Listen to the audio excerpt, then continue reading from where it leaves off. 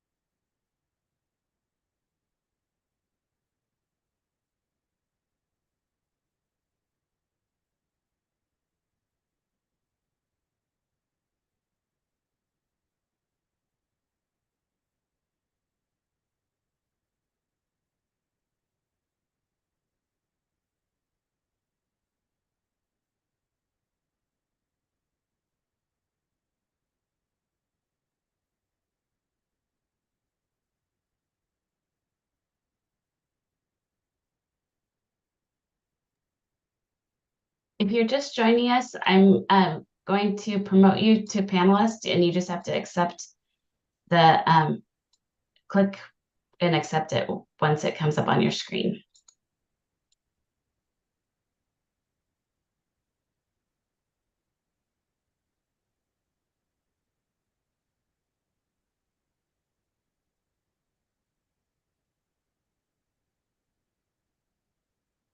Hi, everyone. Thanks for joining us. Katie is going to promote you to panelists. So you'll see that change out on your screen. Just accept that and you'll change over to become a panelist.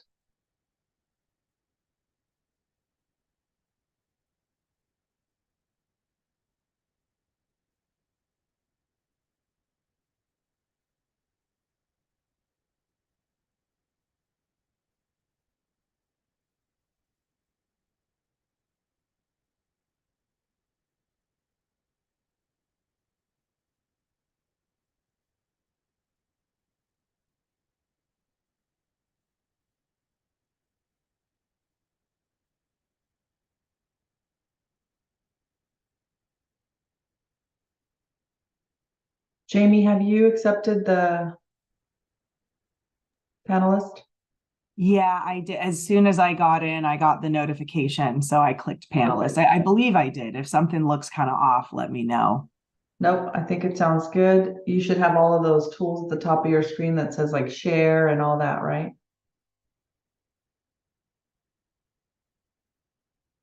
On your Zoom screen.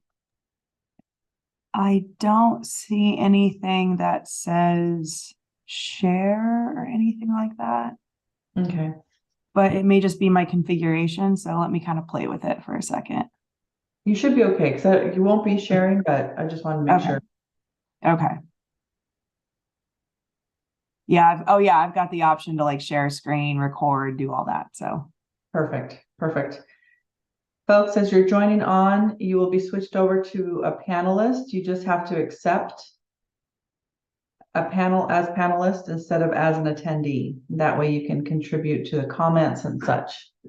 So you should see that come through from Katie.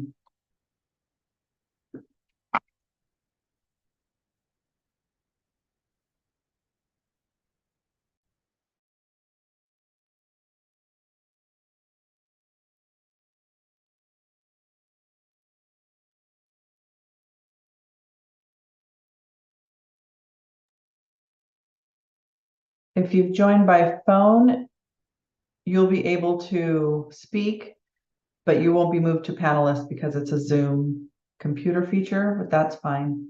We'll do introductions here in a second, give everybody a chance to join. I think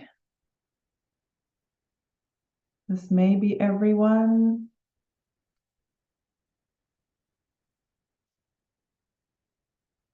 Yeah, let's go ahead and get started. Hi, folks. I'm Helena Kesh, and I'm with Oregon Parks and Recreation Department, and I am leading the efforts for the General Park Area Rural Advisory Committee. Welcome to today's second Rural Advisory Committee meeting. Just a reminder, this meeting is being recorded and will be posted on the agency's rulemaking website.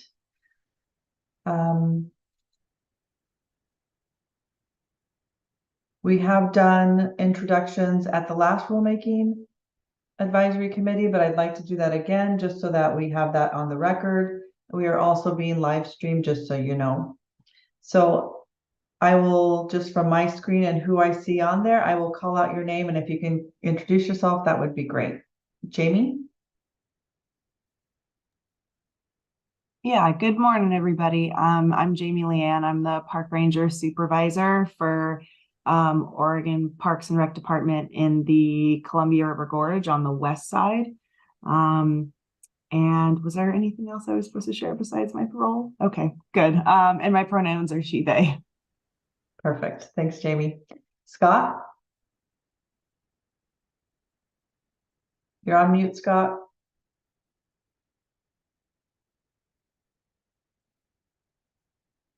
Can you hear me now? Yes.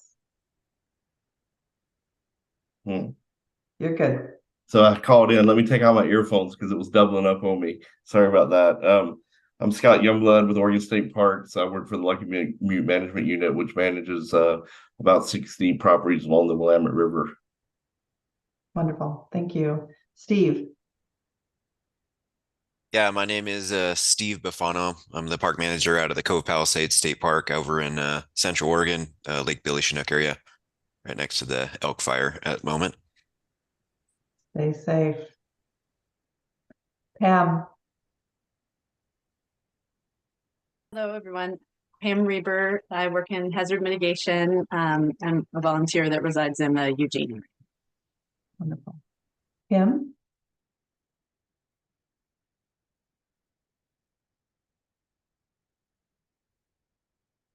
Kim, if you're on mute.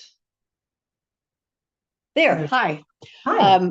I'm Kim McCarroll. I'm with Oregon Equestrian Trails. Wonderful. Megan. Hello, I'm Megan Ullman with the Northwest Association for Blind Athletes. I'm a program manager for our sports outreach program. Great. Get that? Good morning. I'm Katha Gonzalez. I'm with the Center for Diversity in the Environment. Wonderful. And do we have Jen on the line? I don't believe so. And then Katie, if you want to do a quick intro. Sure. Katie Guthier with the Government Relations and Policy Unit, and I'm here to support Helena. Great. Thanks again, everyone, for making it to today's meeting. This is a meeting that is open to the public. However, we won't be taking public comment at this meeting. We will be accepting public comment the 1st of October or later on this year. And so at that moment, we'll be able to accept public comments. If you have a question, please use the link on the Zoom channel to raise your hand or put that question in the comments, and we will make sure that we get to those. Last Rural Advisory Committee meeting, we went over a few different things, and we had a presentation from Caleb Dixon on the stay limits. That was sent out earlier this week, just a copy of that presentation. We will come back to that towards the end of today's meeting. We also went through a good portion of the rule and made some edits and some recommendations. And my goal is to start with that location today. Today's meeting is from 9 to 11. I sent out the meeting notice for only 1 hour. Sorry, folks. Originally, I sent it out from 9 to 10, but the meeting today is from 9 to 11. So I understand if you have other engagements after 10 o'clock and need to drop off, but for those of you that can stay through the end, that would be great. And we may not even need the full 2 hours, and it really just depends on how much time it takes for us to get through the remainder of the rule. Are there any questions before we begin?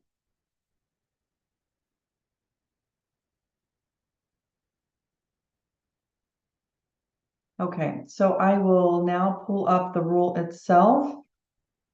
And let me stop sharing so I can move this over. Or I'll just see if that is. Yes, you're good. Oh, you were good. Sorry, I did stop share on purpose just because I want to use a different screen. Sorry. I do want to move it to a screen that I have better visuals of.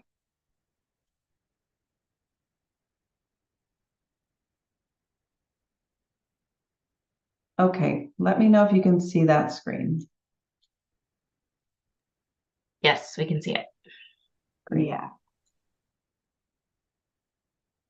Okay, so let me just double check. We stopped right here under motor vehicles. And this was section 25 of this administrative rule.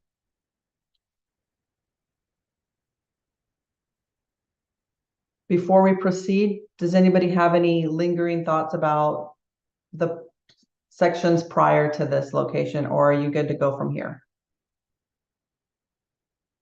Thumbs up would be just fine. Cool. Thanks, Jamie. All right, so what we'll do is just kind of review this and I'll read this out loud. And we'll stop if there's a point to stop. If you raise your hand, if I don't see it for whatever reason, please just interject by turning off your mic, and we will stop at that point and have a conversation. So number 10, a person may only operate an off-highway vehicle, OHV, on park property. A, in designated off-highway riding areas or on park roadways, which are assigned for OHV use. B, during those seasons and hours of operation, which are established by the park manager. And we have crossed out below the maximum permissible decibel levels.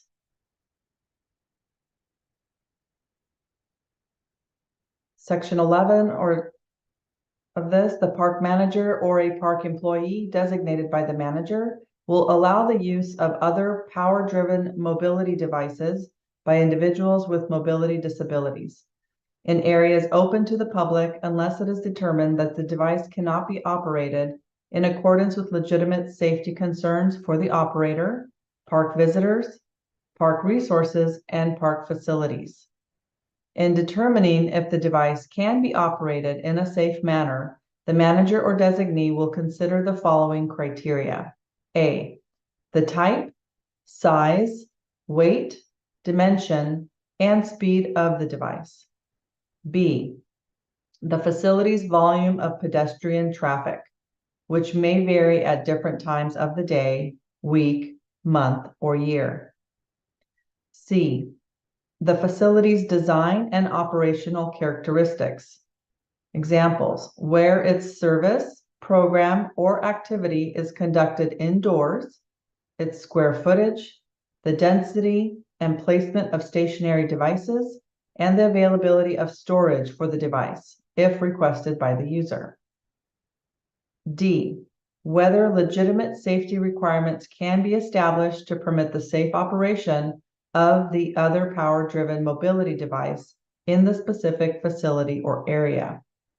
And E, whether the use of the other power-driven mobility device creates a substantial risk of serious harm to the immediate environment or natural or cultural resources, or poses a conflict with applicable state laws and regulations.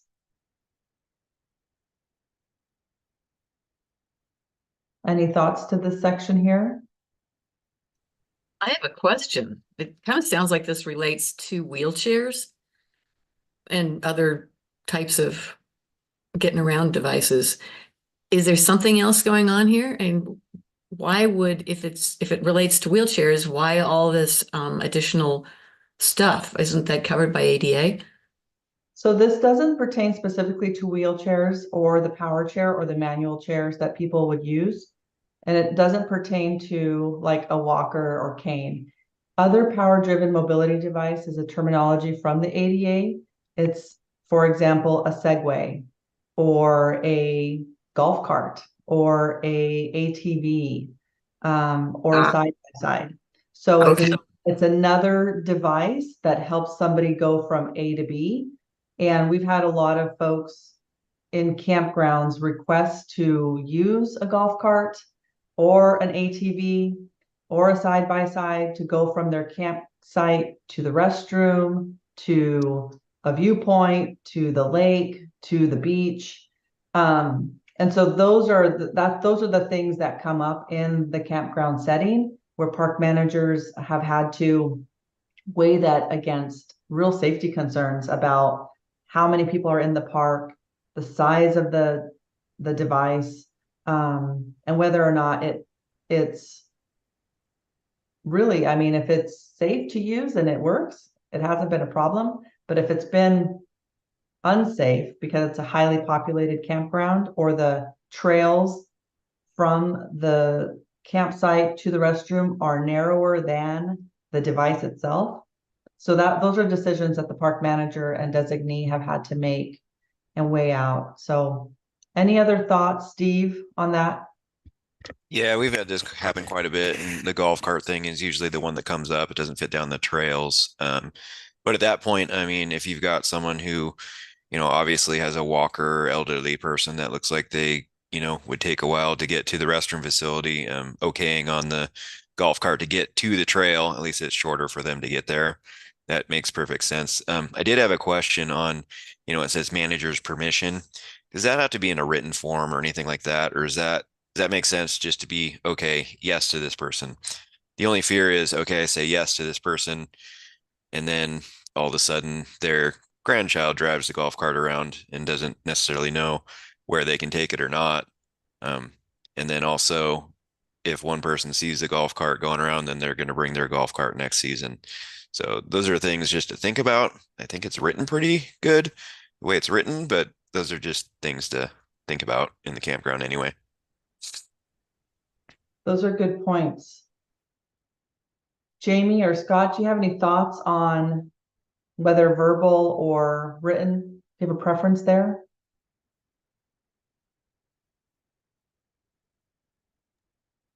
I would say for me, it would be preferable that it's written, just because even if it's just in an email, like it doesn't need to be an official, like say special use permit or something like that. Just so that, we don't get the instances of folks, saying, well, I talked to so-and-so and they gave me approval, and that may not have happened. And so if they have like an email they can pull up on their phone or something like that, if the say there's like, that one seasonal that didn't get the information, it can be verified for sure.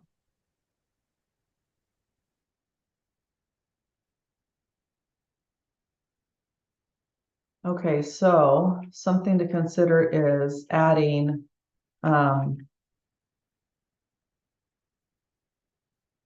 park manager or designee. I mean, it says park employee, so I'll change that to or a park employee will provide written approval.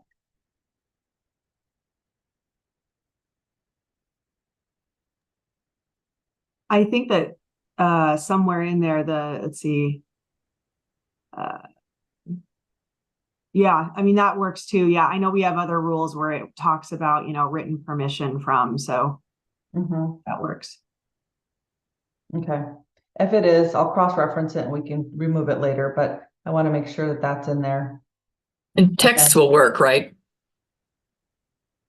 Because there are a lot of parks where you couldn't get an email, but you could get a text if you happen to ask a ranger. A text would work great too. Just anything that can be connected to direct communication with a park manager or a park employee. Right. Okay. Do you need to add specificity on who's being given permission? Just using the example of a grandchild running around in a golf cart versus the person who actually needs it. That's a really good point, Kitha. So for the person with a mobility, do we want to specify the type of mobility? Do we want to say specifically mobility related disability?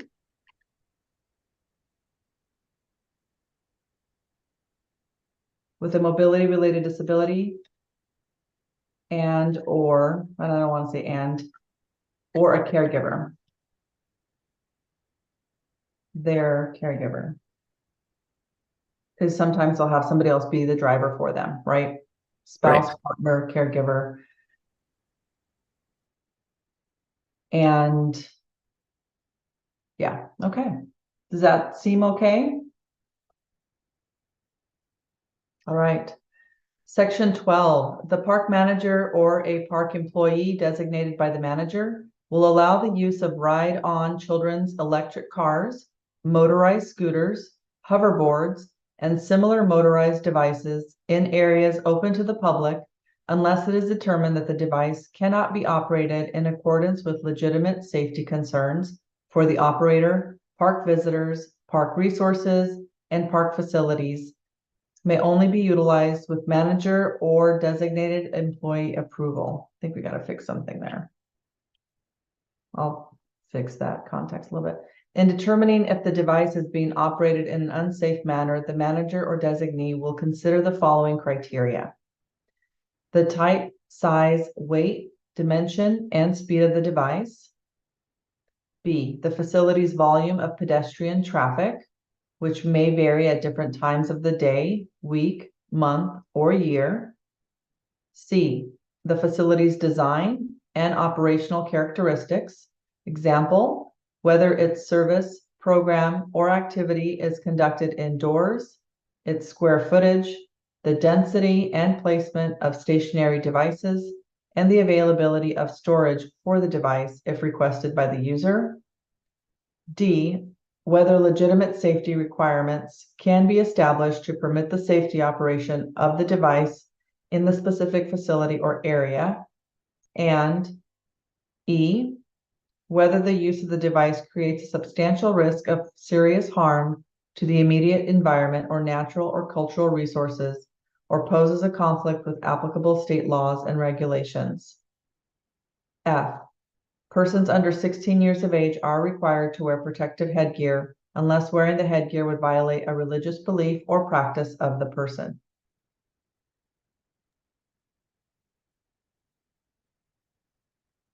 I have a couple of questions about this one. Okay. First of all, would it make sense to refer to these as micromobility devices, since that seems to be the operational term for these things now?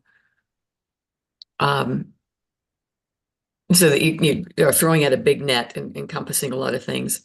And B, I, for one, don't want to see any of these on the trail. If it's a non-motorized trail, they should not be there, period. And this kind of leaves it open to allowing that. But a little kid on an electric scooter can be pretty hazardous, or a one wheel or a hoverboard on a non-motorized trail.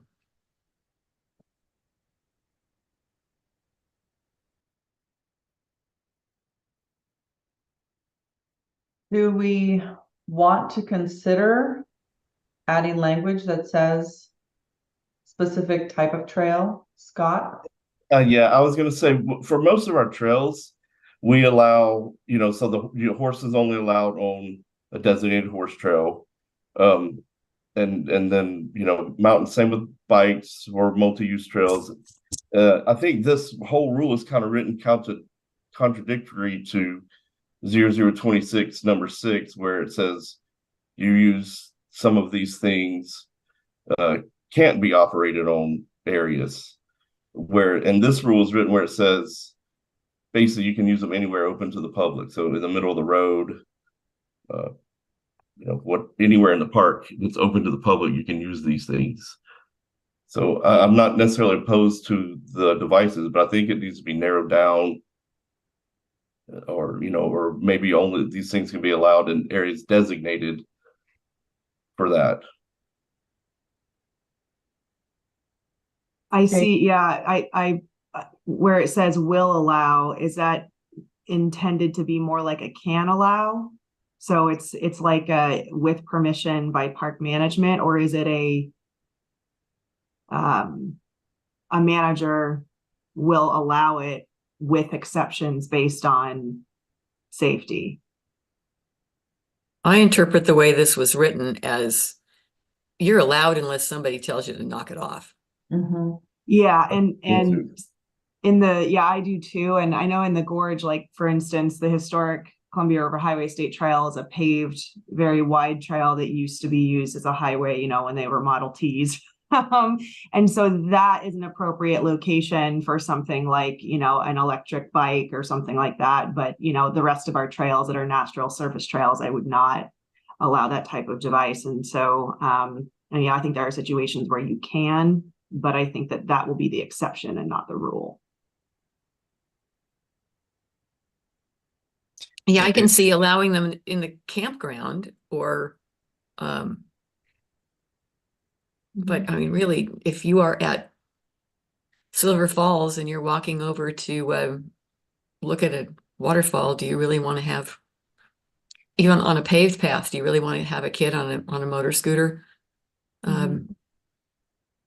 coming up behind you. Right. I think we might be missing a little bit of, okay, if you're concerning campgrounds, if someone rents a site out inside that campground, that spot, they have ability to get around in their site. But once they get out of that campsite and they go onto trails and roads and things like that, you become other issues. The other thing is if you're under 16 years of age, you're talking all the way down to a 4-year-old in a little tiny cart.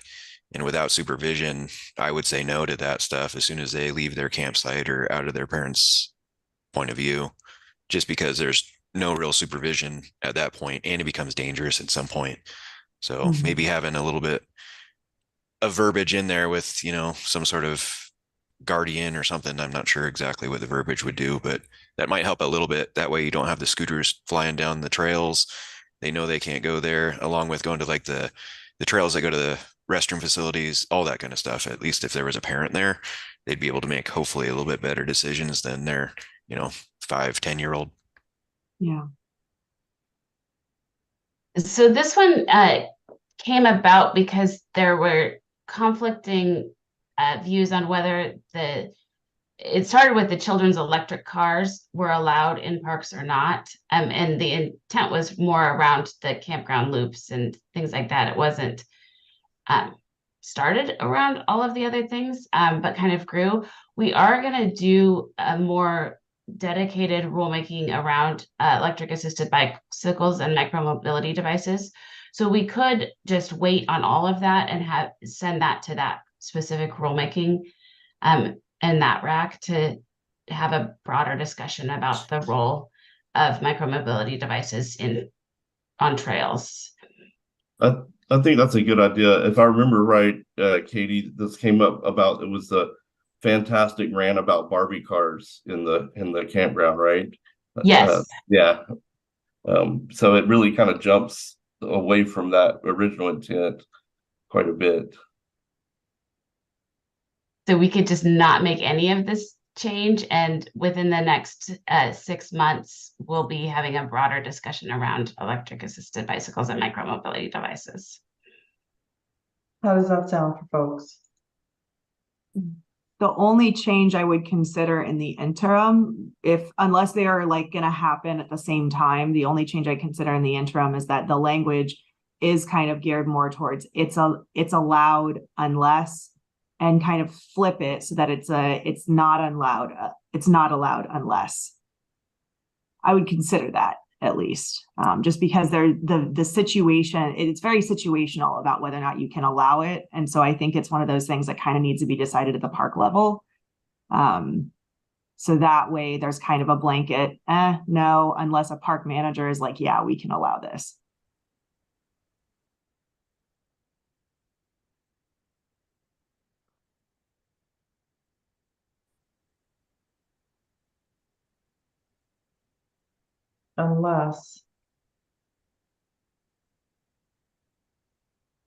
Unless approved, Yeah, written permission, maybe. unless approved. This one I wouldn't do. I would consider not doing written permission and have it be more like a park manager makes a decision for the rule for the park. And so it's kind of an always thing, if that makes sense. So it's like if your park can handle something like Barbie cars, scooters, that kind of a thing, it's a park area rule as opposed to each individual person having to have written permission.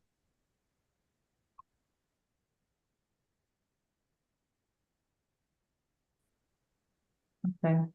How does that sound for folks? It sounds good. I am really curious about C, about storage for the devices. Mm-hmm.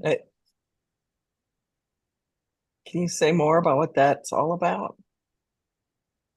So can you provide an example, Steve or Scott or Jamie? Have folks asked for their devices to be stored on a park in one of our storage sheds or somewhere else because there's not enough room at their site? Is that what that's saying? Could I please have a garage for my Barbie car? Can you lock it up for me? For you, Kim. Yes. I don't know if it really is storage. I think it's more of, okay, someone rides this scooter up to the bathroom and they leave it right in front of the door, and then it prevents other access from other visitors at some point, or something to that effect is my guess. I'm not sure about the storage. That one. Katie, do you know where that Yeah, language came from? no, I don't. I believe the language was copied from some other rule, um, and modified for this. But the storage, it's a great question because I mean, we're not. I almost think we should just take it out because we don't want anyone to think that we're in the business of storing their devices. Oh, that could be opening up a can of worms. Yeah. You have to That's rent it. the campsite with the garage that we built for the Barbie car. Right. We had that same language in the prior topic. Yeah. In the mobility device. Yeah.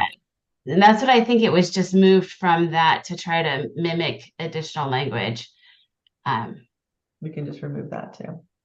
I think the density and placement of stationary devices reflects what Steve was saying about it being parked in front of the restroom, you know, and in the way basically. So that's something to consider, but not storage. How does that sound? Pam, what are your thoughts? Thank you. Let's see. I guess I am having a hard time wanting to bring children's toys into these rules at all, honestly. I know that, maybe this is something that's come up. Um, uh, but I guess I would only really support it if it's written in a way that allows park managers to say no.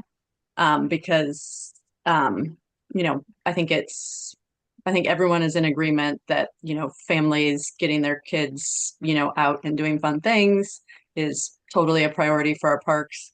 But um, I I think we need to do it in a measured manner. I mean, maybe we can, at the end of the process, before we go out to public comment, kind of talk about our priorities and then kind of get things organized in a way that, like, we're making sure that the rules and the changes to the rules are making sense to the different groups. But I would personally, if we're going to keep it in, I would absolutely separate it from accessibility devices. The idea that someone's never been able to get to a park and they want to make sure that their motorized scooter can get in there and they have to read about children's electric cars first. I just can't. Sorry. I'm like, I cannot abide that. So I don't. Yeah. Thank you. Mm-hmm. I don't interpret it as being for children's stuff only. I mean, I can see with hoverboards and e-wheel, what do they call it? E-wheels? One wheels. There we go. Those can be operated by people who are definitely not children anymore. Are you understanding my point though, Kim? Yeah, absolutely. That toys are much less significant than accessibility devices, and maybe we want to be clear about. Yeah, I think the fact that it just starts with maybe the word children's electric car maybe is what maybe appears like the rest of it is related to children, but it's definitely true. Like motorized scooters, hoverboards, they're used by all ages in our parks, more common than not. Scott? And we can't take out the word children's because then nobody could get to the park anymore. Yeah, right. I think that verbiage about or the phrase about storage, I just lost it. It's the density and placement of stationary devices really comes from maybe like an urban or city law that was copied, because that's really a larger city issue where you're having the rental moped or scooters piling up in front of restaurants and stuff. Yeah, you might be able to take out C altogether.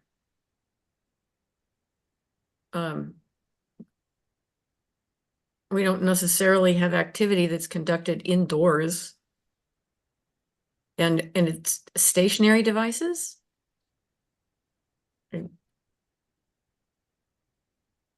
Thoughts on taking out C?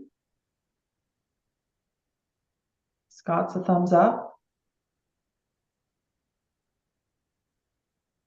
I mean, the Steve? facilities design certainly is an element that should be considered.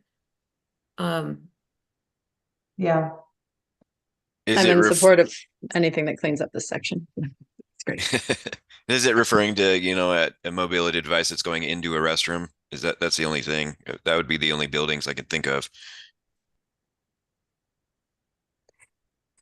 so I think that could be viewed as inclusive for this B, the facilities volume of pedestrian traffic. That could also include the pedestrian traffic in and out of bathroom facilities. And like visitor center facilities and any other building that someone might come into. Yeah. I think it incorporates that in B. Jamie? Oh, Yeah. Just in reference to, I think what Pam was saying about, being concerned with the verbiage with children's electric cars and stuff. If we do have concern that putting children's electric cars first will kind of give some sort of impression that we're talking about children's toys as opposed to, all the various types of equipment, just put that one second or third. So that it's motorized scooters, hoverboards, children's electric cars, so that the word children's doesn't get carried over like in someone's mind to all the devices, if that makes sense. Just scooch it. how does that sound? Good. Okay. Yeah, and I get your point too, Pam, is that we really want to make sure that we're clear on how this language is formulated so that we're not blurring the lines between accessibility and non-accessibility, but at the same time, just putting it in a way that it's linear in thinking. So, Kim? I think we might want to put a couple of words from C into B. So have it say the facilities design and operational characteristics, comma, volume of pedestrian traffic. Or and design and operational characteristics and volume of pedestrian traffic. Then I think that'll cover it.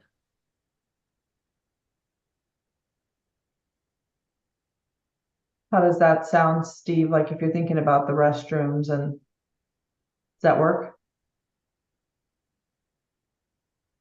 Facilities design and operational characteristics and volume of pedestrian traffic. Yeah, I think that grabs it better. At least there's something to address yeah, looks good. Yeah. Scott?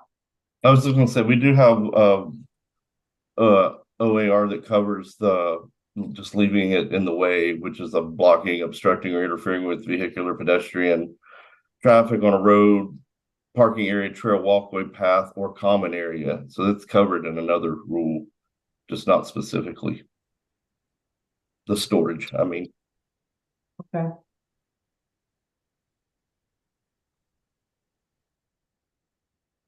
Okay. And I think too, just to kind of bring it up, because people will camp in different locations and they will come with these devices, they think the rule applies across the board. And so I think that the language here needs to be able to speak to the fact that it's up to a park manager or designee to determine whether that device is safe in that park's location. So I hope we get that message across in the way that this is written. It's definitely not a one size fits all. Right. Maybe back to that, sorry to not raise my hand. Maybe back to that park manager discretion piece. Maybe there's a way we can cross-reference somewhere else. Park manager discretion. I'm sorry, I can't point. Or yeah.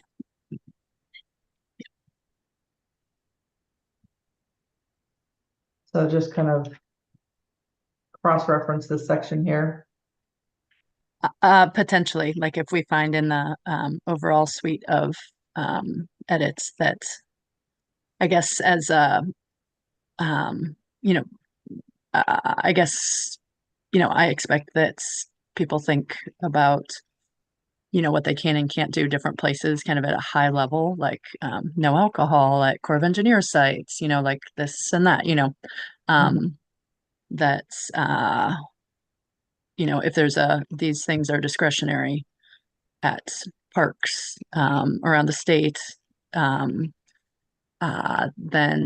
it's also a way to point to things like we discussed last time where if people need or want to make sure that they can do certain accessibility things or, you know, ask for permission for events, if we don't disclose that these things are a discretionary option, then only the people that are in the know have access to them, if that makes any sense. Yeah, that does make sense, Pam. Thank you.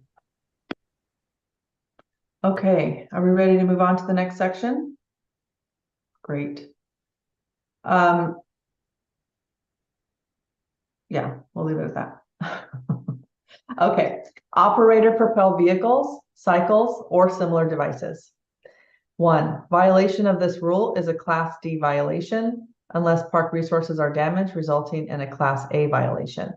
This language was further down in the rule, and so internal staff, when they were reviewing this, wanted to move it right at the top, so it'd be easier for park rangers and staff to see when they needed to refer to a rule. So that's the only reason why number 1 is where it's located. It's just been moved up in the line so that staff wouldn't have to be searching for it, if that makes sense.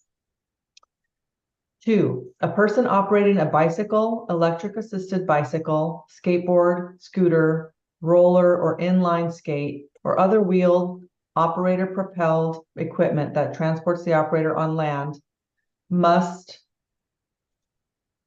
comply with the following. And just a heads up that we're dealing with e-bikes in a completely separate rulemaking process. So again, we'll just kind of do a cursory review of this, but e-bike specific language is happening in a separate rule advisory committee. A, motor vehicle and bicycle regulatory signs posted in park properties. B, persons under 16 years of age are required to wear protective headgear unless wearing the headgear would violate a religious belief or practice of the person. A, in the event that a person under 11 years of age violates this subsection, the notice of violation shall be issued to the person's parent, legal guardian, or person with legal responsibility.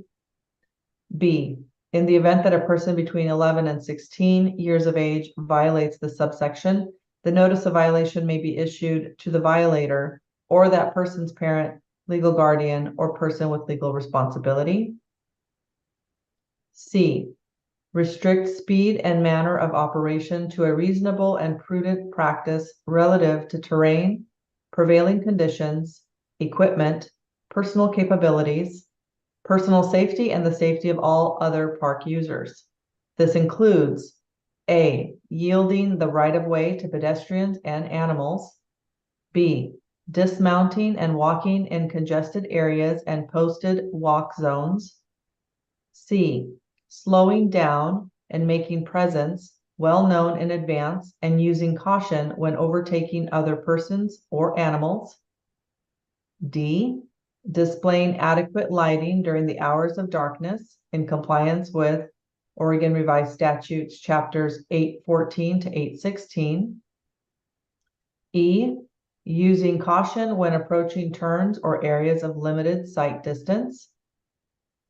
F, not disturbing or harassing wildlife as provided in Oregon Administrative Rule 55. And G, operating in compliance with any additional requirements identified in Oregon Revised Statute 814.488 when on public roads accessible by motor vehicles.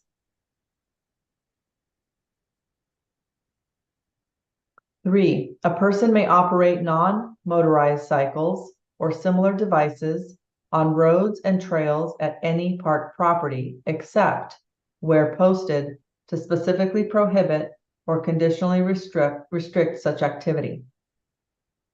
4, A person may only operate an electric assisted bicycle on roads and trails 8 feet or wider unless otherwise posted. 5. A park manager may open or close roads and trails to the operation of non-motorized cycles, electric assisted bicycles, or similar devices based on an evaluation of factors related to the use of these devices, including but not limited to the degree of conflict with other users, public safety, or damage to park resources. 6. A person may not operate non-motorized cycles, electric assisted bicycles, scooters, or similar devices in those portions of a park property listed below, except where authorized by the director and posted specifically or conditionally to allow such activities. A. Off roads or off trails. B. Within designated natural areas, natural forest areas, or natural area preserves except on roads open for motor vehicles. C. On docks, piers, floats, and connecting ramps. And D. In areas specifically designated as free from this use. 7. Individuals with mobility disabilities can use wheelchairs and manually powered mobility aids designated for use by individuals with mobility disabilities to access any areas open to pedestrian use. Okay, that was a mouthful. Let's start with Scott.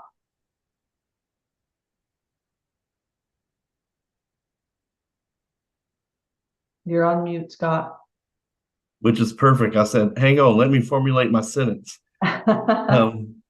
So I'm curious about the in-state natural area only being designated by the director. Where was that? Right here. Yes. So I'm sitting in a state natural area, and we do have roads, but we also have many trails that we allow bicycles on. So I would think trails should go into that exception, unless I missed it somewhere else. So just add trails here. I think this is referring to natural areas within a park, not like a state natural area as a park designation. Not the designation. Gotcha. Okay. Kim? In item C, slowing down and making presence, well, that should say known.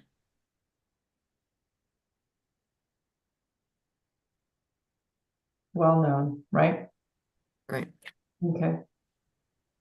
Do we need to define in G5 similar devices?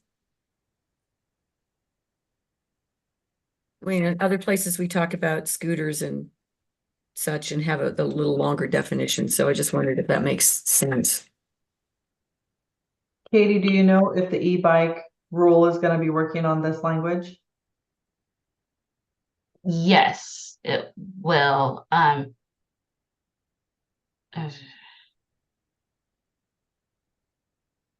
think that up above, it's a good question that it's using all of these things These here? instead of restating all of those. Okay. Can we just say it, section 2? Can we just say operation of non-motorized cycles as listed in section 2 above? Yeah, we could do that.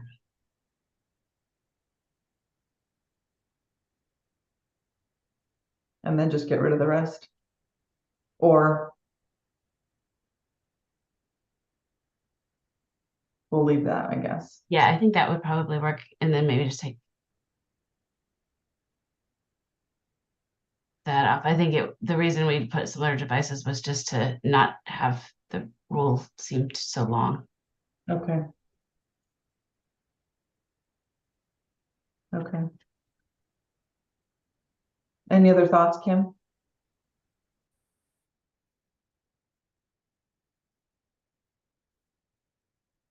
You're on mute. Sorry. Sorry. No, that covers it. And my second question though is, how do I volunteer for the e-bike discussion? Yeah, I'm sure they'd love to have you. I'll put a link for to volunteer for the RACs in the chat, and then Oh, great. you can sign up. And we haven't convened the RAC yet, so you can express interest, and then we will Great. recruit Thank numbers. you. Jamie?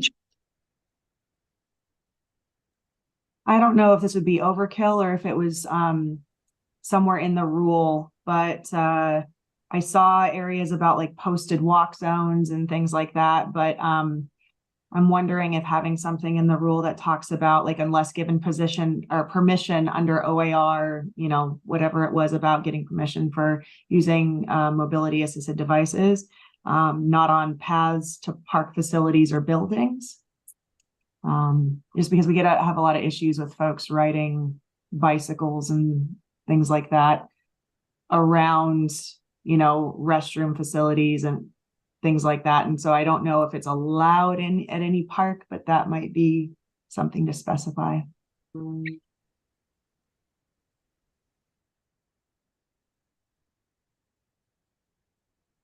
And Helena, I may be reading 6 wrong. I still think that B would need the word trails in it, because I'm thinking about Silver Falls. You know, you're on the Catamount Trail where you're deep in the forest. That's open to mountain bikes. But that B to me just says roads. This section here Yes.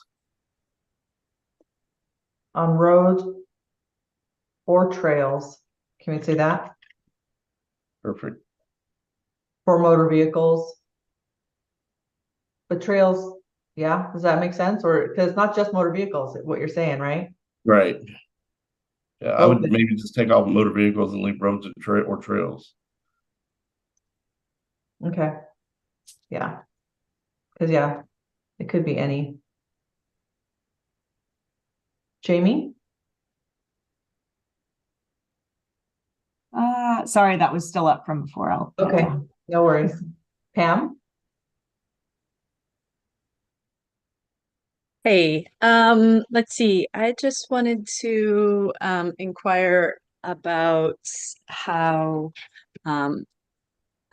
is about how ADA stuff is implemented. Just like what is the high level on that stuff? I'm sorry, um yeah, I'm just a little bit confused on like what we use for yeah, like what can you give me can we have the 101, or is there like a 101 ADA access in the OARs, or is there a reference to like federal stuff? I'm just trying to get my bearings in terms of how um, um, that relates.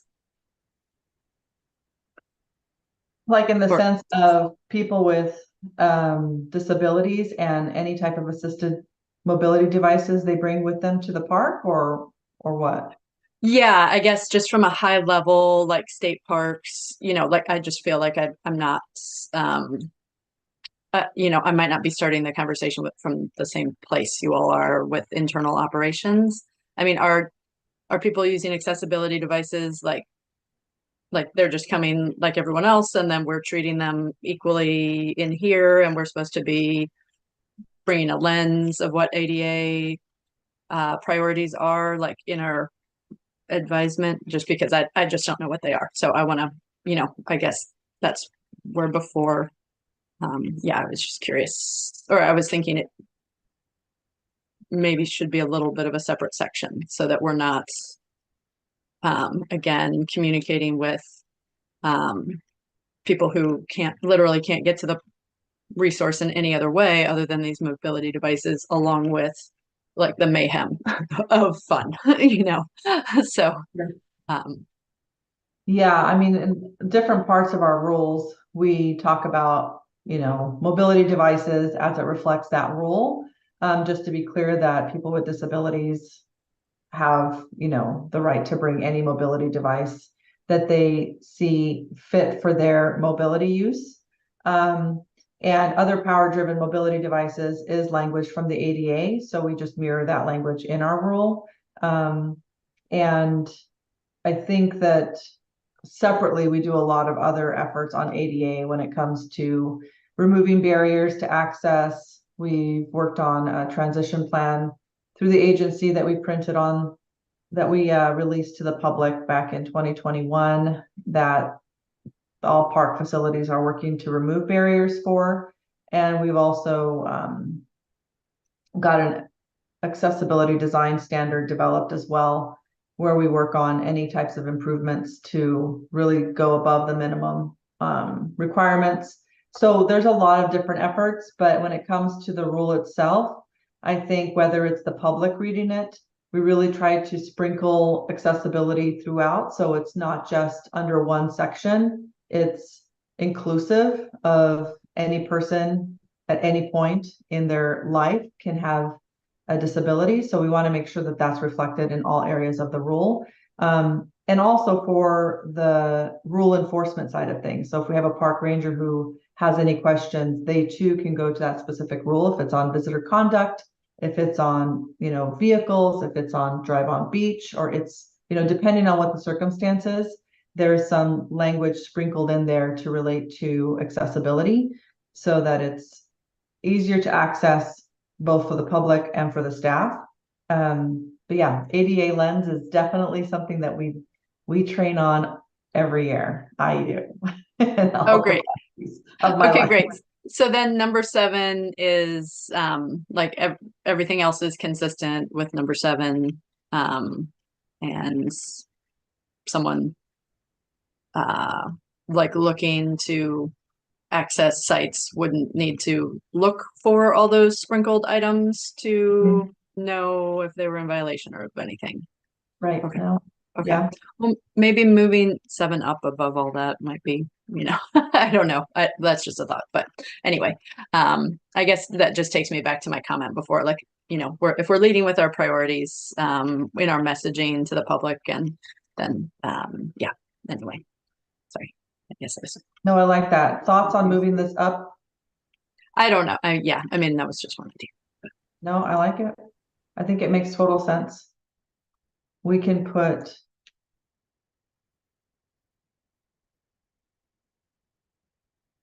it up here and start with the intent, right?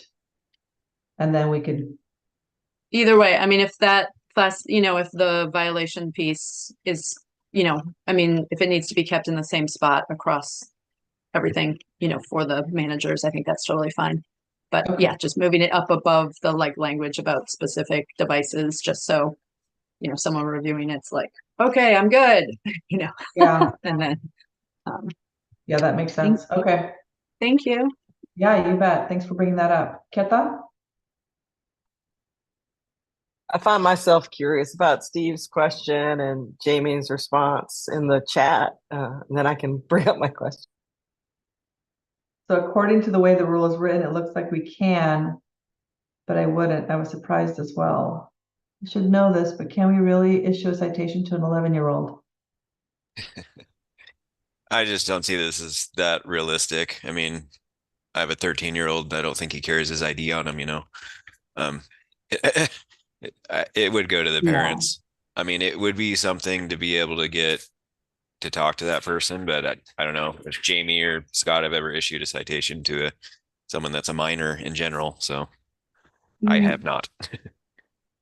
No, I have not. And if I was in that situation, anybody under the age of 18, even if they had a provisional ID or something like that, I would probably still issue it to the parent or guardian. Just because I feel like that's almost similar to issuing a rule violation to a site holder because the group is violating a rule as opposed to an individual person. I would see it as like the parent or guardian is kind of responsible for the behavior of the minor children that they're kind of in the care of. I don't know. It depends on where it's at. Like if you're out in the middle of nowhere on a trail and there's no guardian, I mean, I see where it's relevant, but at some point I just don't see how realistic it is. So do we just remove the 11 and just leave it 16 years of up and kind of up, or? I think before we do that, we should just check and see if that's a statutory thing. It Hmm. seems rather random that we would have put 11. So I just want to double check that it's not based on statute. Okay. Well, and especially when we're writing citations, you have to write it to a person, and you can't write it to a person that doesn't have identification. And so in that situation, if you had somebody that, was under the age of, or between the ages of 11 and 16, and there wasn't a parent or guardian present, unless they are 15 or 16 and have like a provisional license or something like that, they don't have identification. So you can't even write it. Mhm. Yeah, Mhm. you might put that kid into debt for a few years to pay off his $50 fine too, you know? Follow them all throughout their life when they get that car loan. Keta? Oh, Lord. Yeah. Um, let's see. So I guess the first question I have is around e-bikes, and it might not be for this rack. But um, when I think of, I honestly, I haven't run across e-bikes on trails. I have run across a lot of mountain bikers. But uh, how are we viewing e-bikes differently than, say, mountain bikes? And yeah, yeah. And anyway, so Yeah, I think you have both many perspectives as well, both from inside park staff side and then just the public.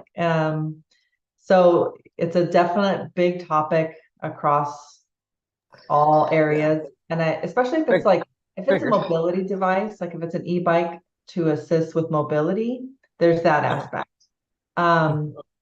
And it would be considered an other power-driven mobility device if that is to assist somebody with their mobility. But if it's just an e-bike for recreational purposes, that definitely takes a lot of effort on its own.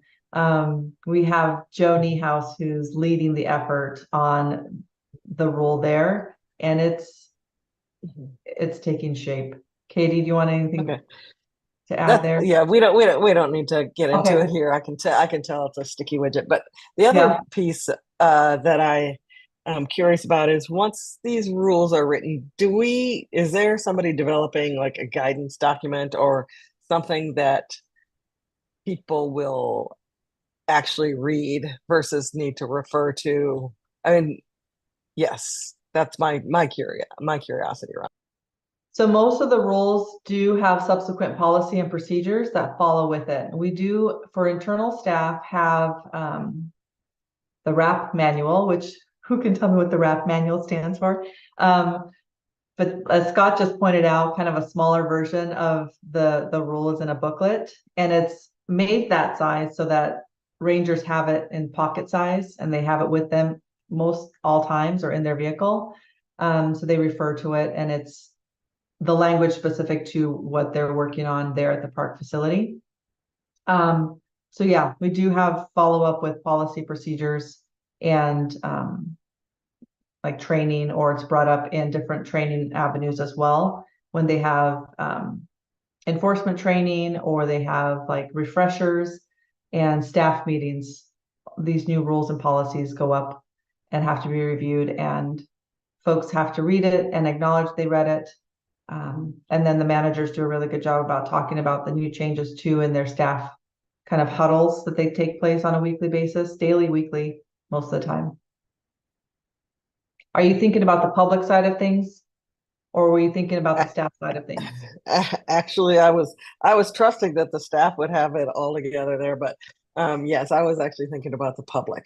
And I think, for most folks, we'll read all the rules at the check-in site, and that's pretty much the exposure to the rules that most of us would have, right?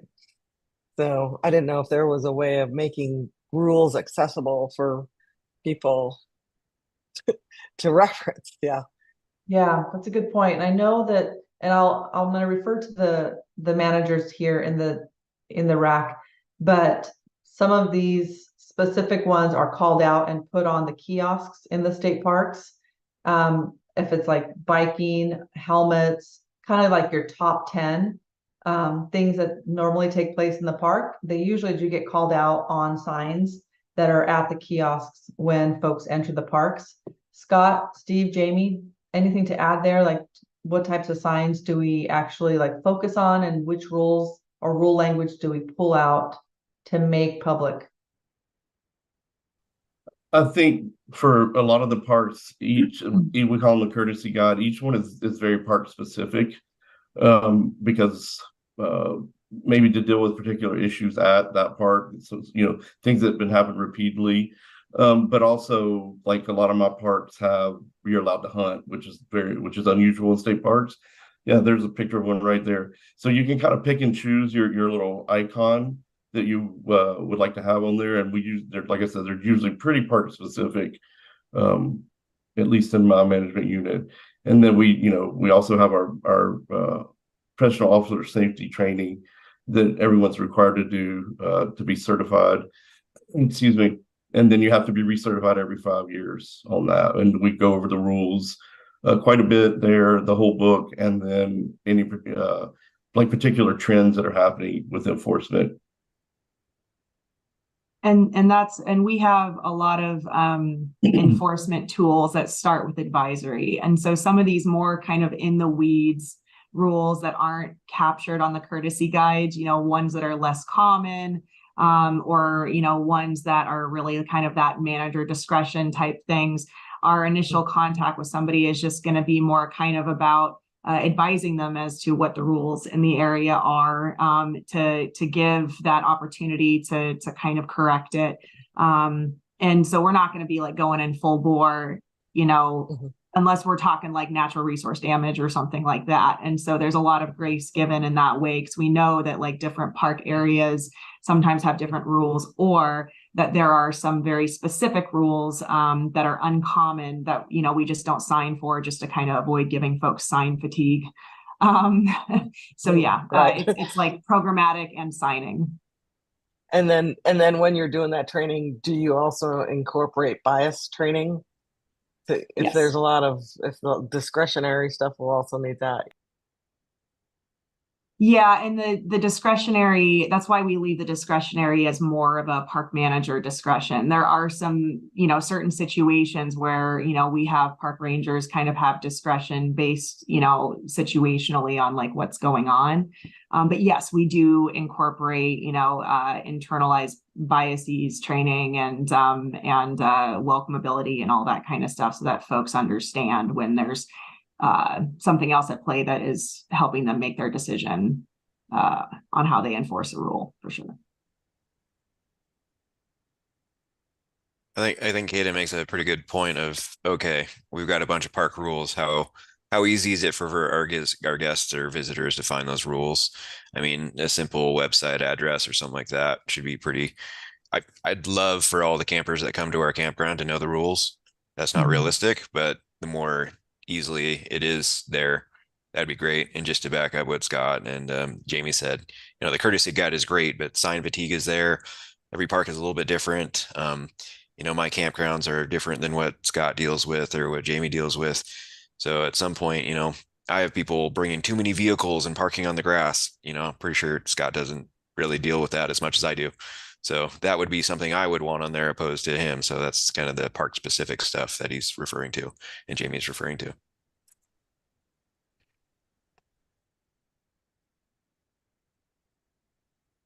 Yeah, that's a good point, Kit, though, where your comment about often discretion is the place where bias plays out. So yeah, it's really an important topic for the agency too. We've done a really good job of beefing up the training related to bias, implicit bias, and just really understanding where it comes from and how it plays out and how judgment plays out as well. And so we've done a lot of conversational work on coming alongside people, meeting people where they're at, and really understanding just the nuances when it relates to implicit bias. Mm-hmm. Okay, any other thoughts on this section before we move on?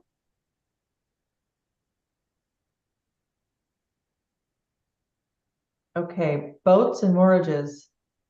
1, again, violation to this rule are a Class D violation unless park resources are damaged, resulting in a Class A violation.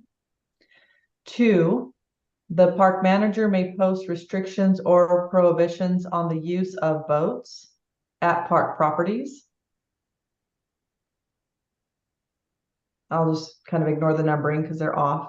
Boaters must comply with regulatory signs posted in boat launching, moorage, and boat beach areas. Boaters shall moor or secure their boat in a manner that will not cause personal injury or damage to private property or park resources. Boaters shall vacate moorages by the designated checkout time on the last day of the rental date unless otherwise posted. If a person has failed to pay moorage rental rates for 2 consecutive days, has exceeded the moorage day limit, or is occupying a moorage slip reserved by another, the department may have all possessions, including the boat, removed at the owner's expense. The department is not responsible for any loss or damage to possessions or boats. The park manager may permit or restrict fishing from boat moorage docks. A person may not swim unless in a designated swim area, or tow a person on water skis, kneeboard, wakeboard, tube, or similar device within 200 feet of boat moorage dock or facilities. Boats are prohibited from entering established swimming areas except for the protection or rescue of human life. The department may have a boat towed at the owner's expense if a boat is abandoned or left unattended for 72 hours or more at a park property without permission from the park manager. Any thoughts to the boats and moorages? And Katie put in the comment that we changed the word from watercraft to boat because boat is defined in the definition section.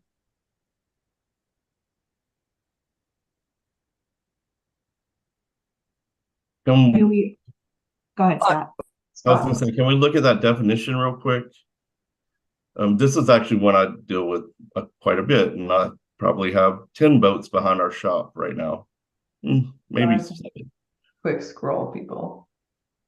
Let's get to the top.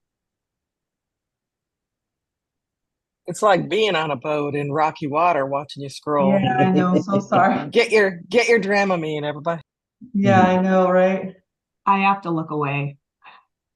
I should warn people. I'm so sorry. No, you're No, fine. it's true. It's very disruptive to a lot of people.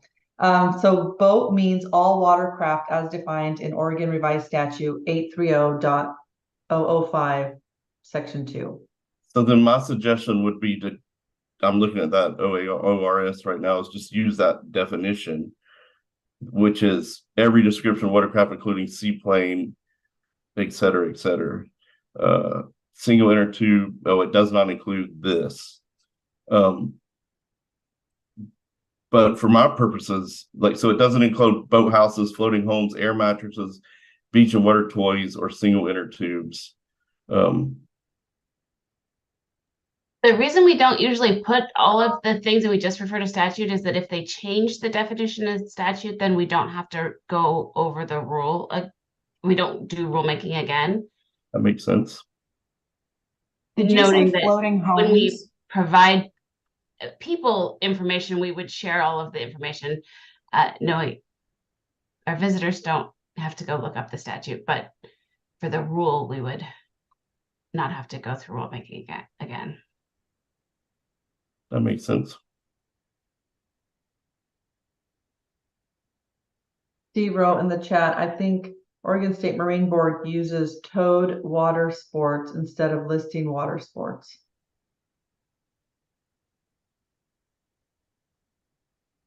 Okay, I'm going to scroll back down. Warning.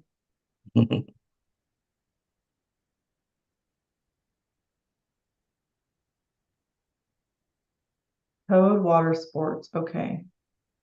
instead of, what section was that? It was towards the bottom.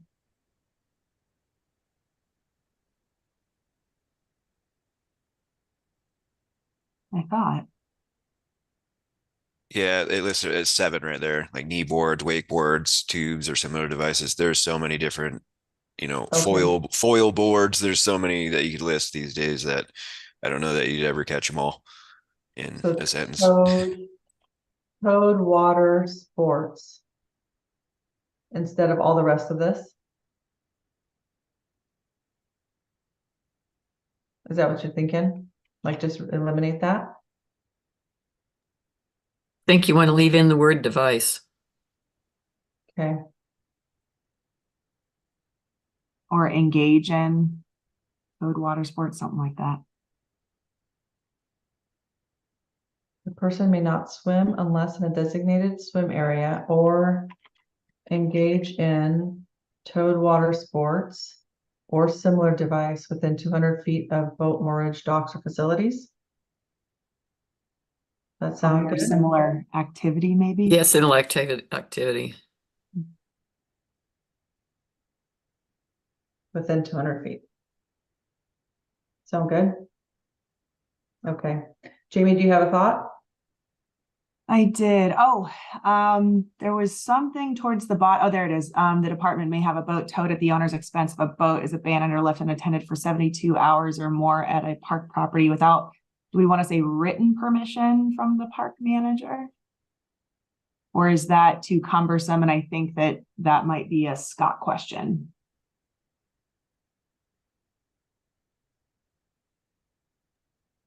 So, I mean, that's fine with me, written permission, or what we used earlier, which was like written text, email, Yeah. whatever that words we used earlier would be perfect. Yeah, so that there's not, once they know your name, they're not just throwing your name out there. Scott said it could. Right. Yeah. This is a new thing for us too at Government Island and Rooster. Mm-hmm. Mm-hmm. Okay. Keta?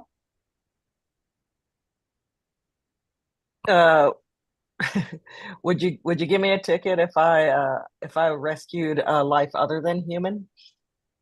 I'm glad you brought that up because when I read it out loud, I was like, what about a dog? Or, yeah. So we have that listed. What number was that? 8. 8. Oh, human life. Yeah. Maybe just like emergency response or something generic like that. Mm-hmm. Respond to emergency. Exception for protection or emergency response. So we're not calling out specifically what it is we're rescuing. I'd probably just say except for emergency response Okay. and just call it good. Just like to congratulate the group on how well we work together wordsmithing things as we go. This is just astonishingly good. I appreciate it. That's why it takes me an hour to do an email now because I have to do it by myself. Scott, just call me. I'll help you. Work together. Okay. Sometimes I get those emails saying, Helena, what do you think? I'm planning to send this email out. It's always good to get a second set of eyes. Okay, next section, if we're okay to move on to domestic animals. It is 10:18 and at about just throwing in there about 10:45, 10:50-ish. I'll want to pause where we're at if we get to that point and then move on to finalize 2 areas on the rulemaking process. Okay, so domestic animals. 1, violations to this rule are a Class D violation unless park resources are damaged, resulting in a Class A violation.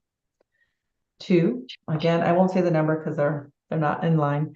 A handler is responsible for the behavior of their domestic animal and shall either confine their domestic animal or keep it under physical control on a leash, not more than 6 feet long, at all times except in designated off-leash areas. In designated off-leash areas, a handler shall keep their domestic animal under control at all times, such that it is within the unobstructed sight of the handler, remains responsive to voice commands or other methods of control. In designated off-leash areas, handlers shall carry a leash or restraining device at all times and must promptly leash animals at the request or order of a park employee. Handlers must prevent their animals from harassing, injuring, or intimidating people, wildlife, and other animals. Animals shall only be hitched or confined in a manner that does not cause damage to any park resources. A handler shall pick up and properly dispose of their domestic animals' waste while at the park property. With the exception of service animals and miniature horses as described in section 12 below, domestic animals are prohibited in the following locations. A, park property buildings and structures, except for up to a total of 2 dogs or cats in any combination in yurts and cabins that have been designated as pet friendly by the park manager. B, designated swim areas and their adjacent beaches. D, should be C, other areas where posted. The park manager or an enforcement officer may take any measure deemed necessary, including the removal of the animal from the park property, to protect park resources or to prevent interference by the animal with the safety, comfort, or well-being of any person at the park property. Park employees may seize any domestic animal running at large in a park area and release it to an animal pound or animal control officer or shelter. The park manager may designate a portion of a park property to be open to dogs off leash for the purposes of training dogs, conducting open field trials, or exercising dogs under the control of the handler. With the exception of miniature horses as described in section 12 below, a person may not ride, drive, lead, or keep a horse or other large animal at any park property except on such roads, trails, or areas designated for that purpose. A handler may not hitch or confine a horse or other large animal in a manner that may cause damage to any tree, shrub, improvement, or structure. The park manager or designated park employee will allow the use of a miniature horse by an individual with a disability if the miniature horse has been individually trained to do work or perform tasks for the benefit of the individual with a disability, and if in the park manager or designee's assessment, the miniature horse can reasonably be allowed in a specific facility based on consideration of the following. A, the type, size, and weight of the miniature horse and whether the facility can accommodate these features. B, whether the handler has sufficient control of the miniature horse. C, whether the miniature horse is housebroken. And D, whether the miniature horse's presence in a specific facility compromises legitimate safety requirements that are necessary for safe operations.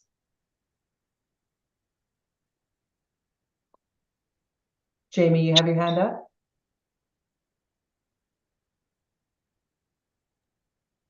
Yeah, so in kind of for consistency and in following with kind of that theme of putting the priorities first, we may want to put something at the top.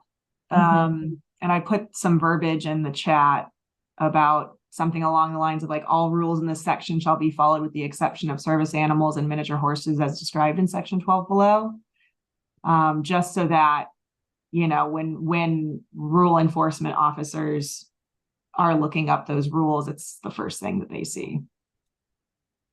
Well, I appreciate that piece, and I want to bring to the attention that miniature horses are a service animal, so to call it out doesn't seem accurate. A service animal is primarily what we see is a dog. However, it is inclusive of a miniature horse. So I don't know why we have to call out the miniature horse at all. In this statement, service animal is a service animal is a service animal. And where a person with a disability goes, so does their service animal, regardless if it's a dog or a miniature horse. So I have some concern with section 12. I think this language up top, all rules in this section shall be followed with the exception of service animals, period. Or if 12 below talks a little bit more about service animals in general, that's great. But not calling out the miniature horse the way we do. So I agree with you with kind of one caveat, which would be maybe the miniature horse was kind of called out because it's such it's different. It's different enough that rule enforcement officers, especially because it's not a part of ROAR, it's part of a larger rule that we don't have that we don't have quoted in our rule enforcement booklet, that it may have been put in there so that we are aware what kind of the rule is around miniature horses. Because I know that for me, it's not something that I've seen in my 17 years with a PRD. And if I came across it, it would be new and I would in the moment have to like look up like, oh, this is a thing. And to understand it, if that makes sense, or to know what exactly would be considered a service animal in that context. So that maybe 12 just defines what a service animal is. Yes. Yeah, that would be great. Okay. Okay. Keta? Yeah, I had two questions really. Yeah, it's right now it seems binary in the what is described as a service animal, and I don't know how broad that is, or I don't know all the ADA requirements for service animals, but the people I know that use service animals that have identification that they're service animals, and the proof of training and all of that stuff. So so I'm just curious about limiting it to a couple of kinds of things. But the other piece is that caught my attention is the part about securing an animal so that it doesn't damage park property. Is there something that talks about, the humanely treating the animal and what to do if that, so if they're hitched or confined in a manner that's not humane, also is included in that or somewhere else? That's a good point. Steve, Jamie, or Scott, have you ever come across a situation where someone was like hitching their animal or confining their animal that seemed inhumane and you had to interfere or interject? I have several times, but I had law enforcement. Each of these situations, law enforcement was backing me up already because of other things that were happening. So I didn't have to actually, do the enforcement contact. It was done by Oregon State Police because of other things, but that was part of it. And I have actually once I did call out animal control in Lane County because we had a dog that was tied up inside a really hot tent, and no one around, not in a campground, in a remote area, and so they did come out and respond. But I think if I remember correctly, they just gave the dog water and they came back to check on it later, make sure the owners came back, and they had come back later. I think my instances are mainly in the campground. If someone goes out on the lake all day on their boat and they leave their dog in their campsite, sometimes it's left in a kennel in the sunshine, they just leave it there, or they have someone in the campsite come and check on the dog. They leave it in the RV or the car and they go out on the lake or they go to the day use. Gets pretty hot over here in the desert. Those are the things that come to mind when I think of that. Or yeah, just neglecting the animal more than anything. So Yeah, and for us, it's actually our day use parks that have been the issue. Like, at Dabney, we actually don't allow pets at all, except for service animals, obviously, which are not pets. But we don't allow domesticated animals in Dabney. And so then folks that bring their dog to the park and didn't realize will try to, leave it in the car.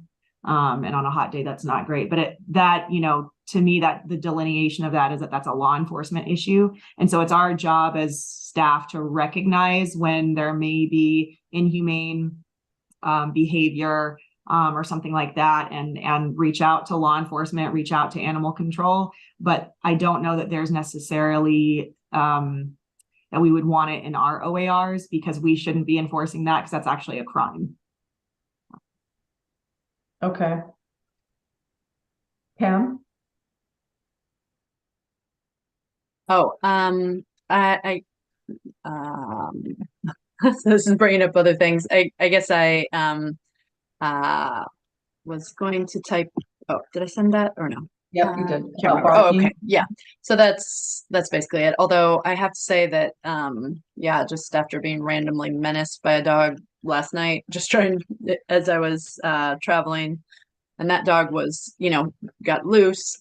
The idea that dogs are left unattended in parks just seems untenable to me. I mean, yeah, and I just think there's just so many greater safety issues that's I mean, yeah, and you have so few park staff that that to me that should be disallowed. But Okay.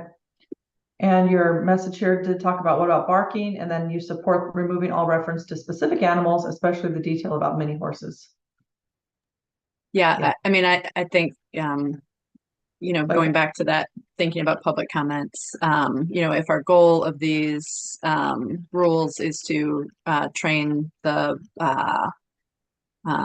park enforcement, then we might take a different tone. But I really think we should train park enforcement to not focus on, I mean, obviously there's people will be like, it's a service animal, but like someone said, if there's documentation for a service animal, there's, service animals are fairly easy to vet for legitimacy. So we actually don't ask for documentation, and we can't ask for documentation as enforcement officers, because there is no like official training or document that's like legitimized as this is a service animal. And so there are two questions that we can ask as enforcement officers to kind of ascertain if the animal is trained to provide a service due to a disability. But unfortunately, there isn't that like kind of clear-cut line.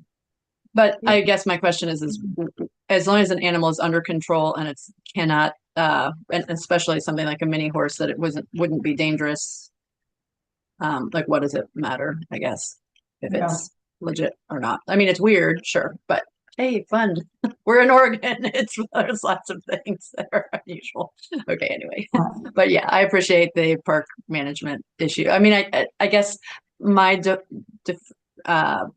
my solution to that would be the park manager discretion, maybe something like that, like all service animals, including those. Yeah, or park manager discretion. Something. So if someone's like, this is unusual, there's a mini horse, it's like, it's confirmed. Okay. But Thanks, Pam. Kim? This is really a nit, but you don't hitch dogs, you tie them. And we use the word hitched in two places. You hitch horses, but you don't hitch dogs. So if we could change that to maybe tied. It takes place, it's in number 5 and then number 11. Would secure be a good? Yeah, secured is great.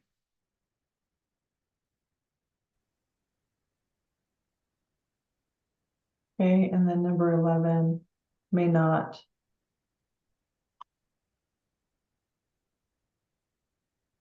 Wait, handler may not secure.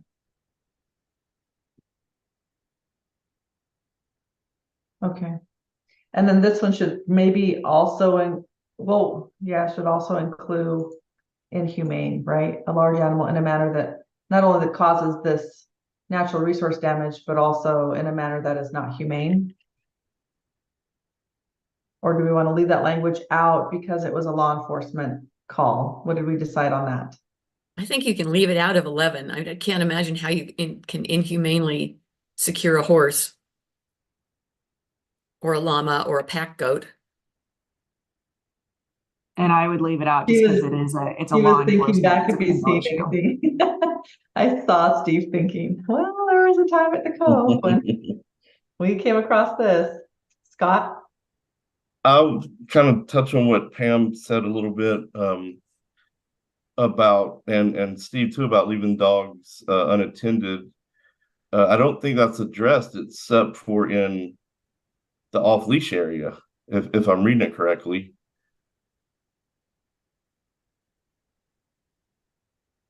You know, Well, go ahead. I'm sorry. A lot of equestrians bring their dogs with them. And if the dog is tired or is small, they leave him in camp in their horse trailer or in their RV while they go for a ride for a few hours. They come back and then take the dogs for a walk, and the dogs have a great time. So I'm hoping that we don't end up with a, no dogs in camp rule. That would ruin a lot of people's day. Yeah, because there's a lot of dogs that are left securely, safely, well taken care of. Yeah. Okay.